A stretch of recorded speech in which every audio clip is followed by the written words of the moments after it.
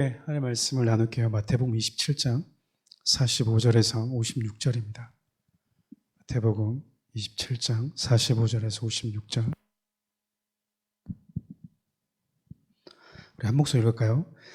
제6시로부터 온 땅에 어둠이 임하여 제9시까지 계속되더니 제9시쯤에 예수께서 크게 소리질러 이르시되 엘리 엘리 라바 사막다니 하시니 이는 곧 나의 하나님 나의 하나님 어찌하여 나를 버리셨나이까 하는 뜻이라. 거기 섰던 자 중 어떤 이들이 듣고 이르되 이 사람이 엘리야를 부른다 하고 그 중에 한 사람이 곧 달려가서 해면을 가져다가 신 포도주에 적시어 갈대에 꿰어 마시게 하거늘 그 남은 사람들이 이르되 가만두어라 엘리야가 와서 그를 구원하나 보자 하더라. 예수께서 다시 크게 소리 지르시고 영원히 떠나시니라. 이에 송소 휘장이 위로부터 아래까지 찢어져 둘이 되고 땅이 진동하며 바위가 터지고 무덤들이 열리며 자던 성도들의 몸이 많이 일어나되 예수의 부활 후에 그들이 무덤에서 나와서 거룩한 성에 들어가 많은 사람에게 보이니라. 백부장과 및 함께 예수를 지키던 자들이 지진과 그에 일어난 일들을 보고 심히 두려워하여 이르되 이는 진실로 하나님의 아들이었도다 하더라. 예수를 섬기고 갈릴리에서부터 따라온 많은 여자가 거기 있어 멀리서 바라보고 있으니 그 중에는 막달라 마리아와 또 야고보와 요셉의 어머니 마리아와 또 세베대의 아들들의 어머니도 있더라. 아멘. 부활의 예고편이라는 제목으로 함께하는 말씀을 나누겠습니다. 예수님께서 십자가에서 매달려 계셨을 때 하신 이 말씀을 가상칠언이라고 이야기를 합니다. 오늘 예수님께서 십자가에서 운명하시기 전에 그분이 어떤 말씀을 하셨는지, 그리고 그분이 운명하신 이후에 어떤 일들이 일어났는지, 그것들 어떤 의미가 있는지 좀 간략하게 살펴보려고 합니다. 성경을 보면 인간의 근본적인 죄에 대해서 참 다양한 방식들로 표현을 합니다. 어떨 때 죄는 단절이다. 어떨 때 죄는 죽음이다. 또 어떨 때 죄는 하나님과의 이 불화로 설명하기도 하죠. 그래서 열왕기상 14장 9절이나 에스겔 23장 35절이나 성경 이런 부분이 참 많이 등장하는데 예레미야 7장 24절도 보면 우리가 하나님과 이 범죄한 하나님과의 하나님 앞에 우리가 범죄한 인간의 상태를 하나님과 불화의 상태로 표현하는데 우리가 하나님을 등 뒤로 버렸다라고 이야기합니다. 등 뒤에 있다라는 것은 서로 마주 볼 수 없음을 의미하는 것이죠. 그러니까 성경을 보면 하나님과 내가 늘 마주 보면서 지내던 관계가 마주 볼 수 없는 관계로 전락해 버렸다. 그것이 성경에서 우리에게 보여주는, 말해주는 죄가 가진 파괴력이라고 볼 수 있겠죠. 가끔씩 사랑하는 사람들이 이제 우리 그만 보자 할 때 얼굴 보고 헤어집니까? 등지고 헤어집니까? 네, 얼굴 보고 헤어지는 걸로 하겠습니다. 우리 이제 등지고 돌아서면서 다시는 안 보려고 그러는 거죠. 결혼해서 이혼하신 분들도 보면은 다시 안 볼 거잖아요. 완전히 등지고 사는 거죠. 우리가 하나님과 그런 상태였다라고 이야기를 하는 거야. 근데 문제는 우리 인간의 자력이나 힘으로 하나님께로 다시 돌아갈 수가 없다라는 거야. 후회해도. 왜냐하면 그럴 수 있는 능력이 우리 안에 없기 때문에 그렇습니다. 만약 우리 인간에게 그런 자력의 힘이 있다면 예수님이 오신 건 쓸데없는 짓이었던 것과 같아요. 예수님이 우리 가운데 오셨다는 얘기는 우리 힘으로 하나님 얼굴을 다시 구할 수 있는 능력이 없기 때문이었죠. 아무리 원해도 우리가 할 수 없는 것, 또 불가능한 것이 있는 겁니다. 그래서 예수님이 십자가에 운명하시자 무슨 일이 벌어지냐면 휘장이 위에서 아래로 찢어집니다. 휘장이 상당히 두껍거든요. 그 휘장이 아래에서 찢어진 게 아니라 위에서 찢었다 그 말은 하나님이 직접 이 휘장을 찢었다라는 의미라고 볼 수 있어요.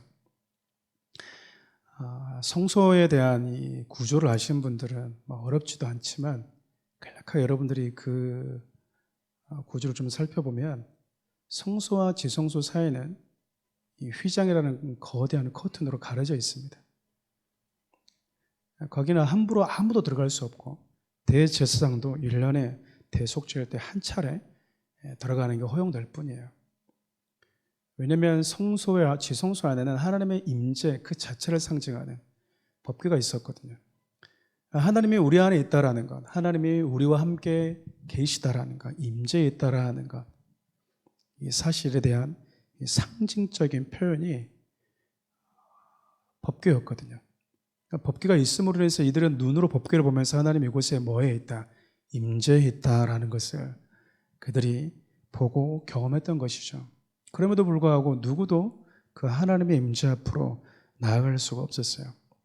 대속죄일 때 우리가 레위기를 쭉 살펴보았지만 대제사장이 1년에 한 차례 백성들의 죄를 짊어지기 위해서 피를 들고 들어갈 때 유일하게 휘장을 거치고 들어갈 수 있었습니다. 그런데 오늘 예수님이 운명하시자 무슨 일이 벌어지냐면 휘장이 찢어졌다라고 이야기를 해요. 휘장은 성경에 누구를 상징하는가? 히브리서 기자는 그 휘장이 예수 그리스도의 육체였다라고 표현을 합니다. 우리 한번 읽어볼까요? 그 길은 우리를 위하여 휘장 가운데로 열어놓으신 새로운 살 길이요 휘장은 곧 그의 육체니라. 그러니까 예수님은 하나님을 등지고 영원히 살아가야 될 죄인된 우리들, 그리고 하나님의 생명과 은혜의 얼굴을 볼 수 없었던 우리가 아무리 원하고 바란다 해도 나아갈 수 없는 그 하나님 앞에 화목의 길, 그 길을 누구나 들어갈 수 있도록 당신의 육체, 즉 휘장을 상징하는 당신의 육체를 찢으셨다라고 이야기를 합니다. 그러니까 여러분, 우리가 성경의 왕 같은 제사장이다 이 표현은 우리는 보통 이제 이렇게들 많이 이해해요. 나도 왕 같은 제사장이야. 목사님은 왕 같은 제사장이 아니야. 우리는 레벨이 같아. 자꾸 뭐 그런 식, 혹은 나도 안수할 수 있지 않아? 그런 식으로 생각하는 여러분, 안수하든 뭐 여러분들이 목회자를 돈급으로 생각하든 그건 자유고 그 아무것도 아닙니다, 여러분. 진짜 중요한 영광스러움은요, 특정한 누구에게만 허락되었던 하나님과의 마주봄이 우리 모두에게 열리게 되었다라는 거고, 우리도 하나님 앞에 언제든지 나아갈 수 있게 되어졌다. 그것을 누리게 되어졌다라는 것이 왕 같은, 존귀한 왕 같은 제사장으로 회복되었음에 대한 축복이에요. 그러니까 여러분, 뭐 안수하냐 안 하냐, 뭐 이거는 부모도 자녀들한테 할 수 있기 때문에 그런 특권을 가진 정도가 아니라고요. 그런 거 가지고 시시비하는 걸 보면 되게 유치하죠. 성경에 말하고 있는 가장 영광스러움은 누구나가 다 이제 들어갈 수 있게 되었다. 볼 수 있게 되었다. 왜죠? 휘장을 열어버렸으니까. 아니, 찢어버렸으니까. 그렇게 예수님께서 하나님의 얼굴을 볼 수 없고 하나님과 등지고 살아야 되는 우리 인간에게 하나님의 얼굴을 다시 비춰준 거죠. 그래서 여러분, 오늘 우리가 읽었던 이 내용을 보면 예수님이 십자가에 못 박히시기 전에 무슨 말씀하시냐면 엘리 엘리 라바 사박다니 이렇게 하시죠. 아버지 아버지 어찌하여 나를 버리셨나이까. 이게 한편으로 보면 예수님이 죽으시기 전에 고통스러움 속에서 외쳤구나라고 볼 수 있지만 이건 우리 주님이 십자가에서 하신 설교 중에 하나입니다. 마가복음 15장을 보면 예수님 좌우편에 강도가 달려 있었죠. 한 강도는 예수님을 저주합니다. 너나 나나 똑같다. 결국 죽는 것 보니 너나 나나 별 다를 게 없었네. 근데 여러분, 다른 한편에 있었던 강도는 예수님께 은혜를 구합니다. 당신의 나라에 가거든 나를 기억하소서. 그 한마디만 한 게 아니라 자기 죄에 대한 고백도 그 짧은 시간 안에 다 하죠. 오히려 예수님을 저주했던 그 강도에게 화를 내면서 우리는 우리 죄로 인해서 죽지만 이분은 죄가 없다. 그러니까 자기가 죄인이고 이분은 죄가 없음을 고백한 거죠. 그래서 그 죄 없으신 분을 바라볼 때 만일 한편에 있던 그 강도처럼 니나 나나 똑같다라는 개념을 가지고 예수님을 바라봤다면 그분에게 자기의 영혼을 맡길 수 있었을까요? 그는 비록 십자가에 못 박혀 있었지만 주님의 얼굴을 보면서 주님, 당신의 나라가 임하시거든 나를 기억하옵소서. 여러분 이때 예수님이 뭘 하시냐면 중앙에 매달려 계신 예수님이 그 고백한 강도의 소리를 듣고 그 얼굴을 보지 않았겠습니까? 예수님이 지금 아버지 아버지 어찌하여 나를 버리십니까? 이 말을 다른 표현으로 쓰자면 아버지께서 지금 너희들을 위해서 저주받아가던 나에게 얼굴을 돌려서 지금 너희들을 보고 계신다라는 메시지인 거예요. 무슨 말씀인지 아시겠습니까? 그러니까 우리 주님이 지금 죽어가던 그 시간에 하나님이 독생자의 얼굴을 지금 외면하고 영원히 외면받은 채 살아야 되는, 영원히 그렇게 등지고 살아야 되는 저주받은 저와 여러분들을 바라보고 있다라는 거예요. 어쩌면 예수님이 마지막 십자가에 못 박히시기 전에 겟세마네 동산에서 하나님 이 잔을 할 수 있으면 걷어가 주십시오라고 했다. 주님이 가장 두렵고 가장 무섭고 피할 수 있다면 피하고 싶었던 그 잔에 이게 담겨 있었기 때문이었다고요. 한 번도 하나님께서 독생자 예수가 경험해 보지 못했던 그 시간, 하나님으로부터 외면받는 시간인 거죠. 철저히 우리 죄를 짊어지고 죽으신 예수님은 말 그대로 세상 죄를 지고 그 죄를 담당한 어린 양, 제물로서 죽는 시간이었기 때문에 하나님이 그 시간 늘 당신의 독생자 얼굴을 바라보던 그분이 대속한, 그분이 죄를 다 짊어져 버린, 이제 너희들 이제 새 것이 되었다라고 하는 죽어가던 강도와 같은 저와 여러분들에게 얼굴을 돌리셨다라는 겁니다. 예수님이 죽어가시면서 크게 외치신 거죠. 아버지 아버지요 어찌하여 저를 버리십니까? 그 말은 지금 버림받고 있는 거잖아요. 그 말은 내가 버림받음으로 하나님은 너를 지금 보고 계신다 그 말이에요.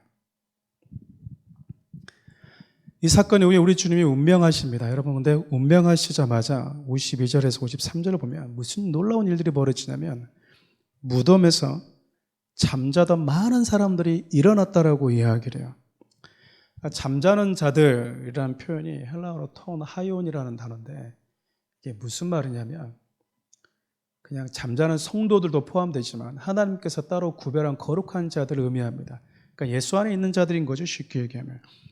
우리가 늘 함께 말씀을 읽고 또 배울 때 자주 여러분들이 듣고 있는 내용들 중에 하나겠지만 예수를 믿게 되면요 우리가 하나님을 아버지라고 부르는 신분의 변화라는 구원이 이루어져요. 우리는 보통 구원 그러면 죽으면 천국 가는 것 이렇게 그냥 단편적으로 생각하는데 성경은 구원에 대해서 다양하게 폭넓게 우리에게 말씀하십니다. 그 신분의 변화, 원수였던 우리, 마귀의 자녀였던 우리가 하나님을 아버지 이렇게 부르는 신분이 바뀌게 된 거죠. 이걸 성경은 구원이라고 말하잖아요.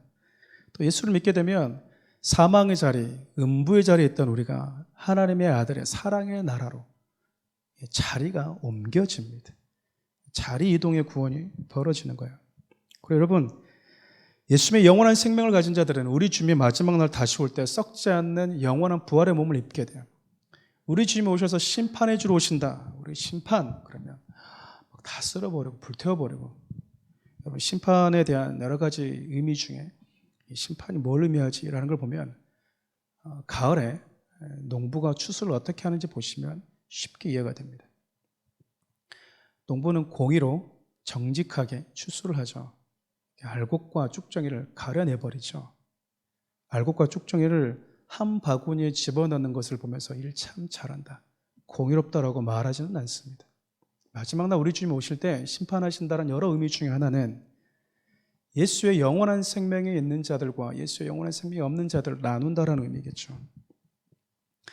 영원한 생명이 있는 자들에게 우리 주님의 약속하신 부활의 몸이 있습니다. 그 내용이 고린도전서 15장이죠. 그런데 여러분 예수님이 아직 재림하시지도 않았는데 십자가에 운명했던 그 사건 자체만으로 무슨 일이 벌어지냐면 예수님이 죽으신 그 땅에 수많은 자들이 다시 일어나 버린 거예요. 여러분 성경을 보면 죽었던 자들이 다시 살아났던 장면들이 참 많습니다. 뭐 구약에도 존재했고요. 신약에도 보면 예수님께서 죽었던 사람들 뭐 나사로를 시작해서 야이로달까지 죽은 자를 일으켜 살리신 장면이 여러분 종종 등장해요. 그래서 죽은 자를 우리 주님이 다시 일으켜 세우셨다. 그분은 그런 능력이 있다는 것은 우리에게 결코 놀라운 일은 아니죠. 그럼 이 사건은 무슨 사건일까요? 예수님이 재림하시도 않았는데 어떻게 죽은 자들이 무덤에서 일어날까? 나사로만 보더라도 이미 썩은 송장이 되어버린 시체가 이미 썩어서 냄새가 나버린 부패해서 일어날 수 없던 그 상태인데 우리 주님이 부르시니까 건강한 몸을 가지고 무덤에서 나오게 되었죠. 이게 무엇을 우리에게 보여주는 거냐면 우리 주님이 영광스러운 재림 가운데 임하실 때 이렇게 당신께 속한 자들은 영원한 생명을 가지고 일어나는구나라고 하는 예고편과 같은 거예요. 예수님이 십자가 사건을 지나서 부활 사건 그리고 재림 때 그러면 얼마나 도대체 놀라운 일들이 전 인류적으로 벌어질지 우리에게 보여주고 있는 거죠. 예수님 성경을 보면 예수님뿐만 아니라 죽었다가 살아난 자들이 이야기가 있습니다. 그럼에도 불구하고 이것은 완전한 성경에서 이야기하는 구원의 완성의 모습은 아니에요. 그러면 여러분 예수님이 십자가 사건으로 해서 많은 자들이 일어났다라는 이 성경의 기록이 우리에게 주는 아주 가장 중요한 교훈 중에 하나는 무엇이냐면 예수 안에 있으면 그분의 생명을 가지고 있으면 우리가 썩지 않은 부활의 몸을 덧입고 다시 주님과 같은 영광스러움에 참여할 수 있구나라고 하는 그 믿음에 대한 소망을 갖게 한다는 거예요. 여러분들이 지금 이렇게 사람이라는 생명을 갖게 된 건 부모가 여러분들에게 생명을 주었기 때문이죠. 생명을 준 존재가 없는데 생명을 가지고 태어났다라는 것을 믿는 분들이 종종 있어요. 놀라운 믿음 갖고 있는 분들이죠. 여러분 생명도 저마다 좀 다릅니다.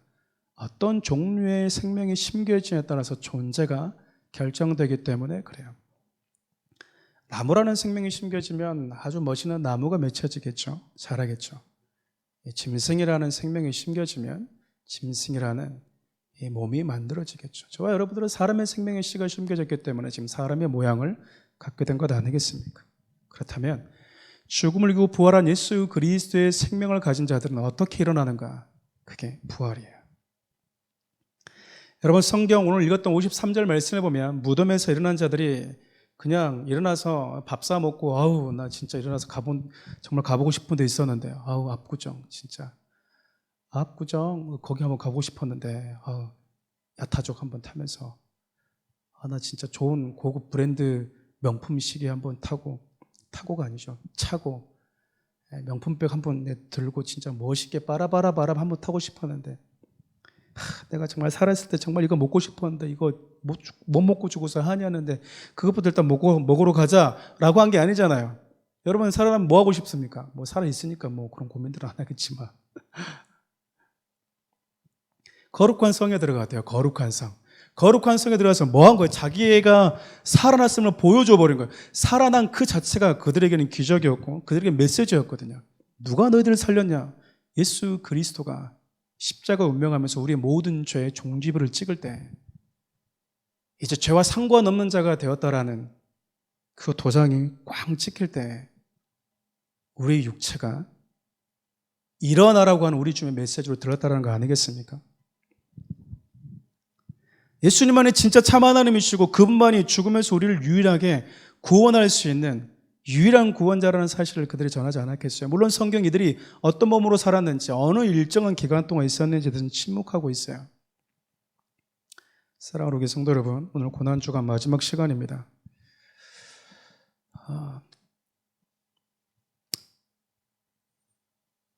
날로 따지면 오늘 예수님이 운명하시죠. 그리고 돌아온 주일 아침 부활하십니다.